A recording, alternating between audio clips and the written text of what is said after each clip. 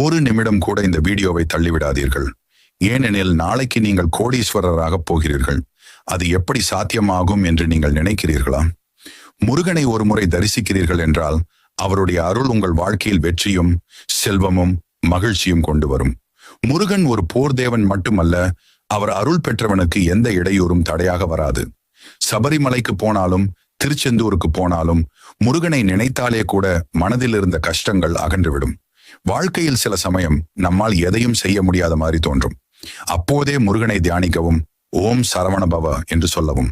அந்த ஒரு சொல் உங்களுடைய மனதை வலிமையாக்கும், உங்களுக்குள் இருக்கும் தைரியத்தை எழுப்பும். முருகன் தனது பக்தர்களை ஒருபோதும் கைவிட மாட்டார். அவர் உங்களை பொருளாதாரத்திலும் ஆரோக்கியத்திலும் அறிவிலும் உயர்த்துவார். நீங்கள் நினைத்த சிறிய விருப்பங்கள் மட்டுமல்ல, பெரிய கனவுகளையும் முருகன் நிறைவேற்றுவார். நாளை உங்களுக்கு நல்ல வேலை கிடைக்குமா? வியாபாரம் வெற்றி பெறுமா? குடும்பத்தில்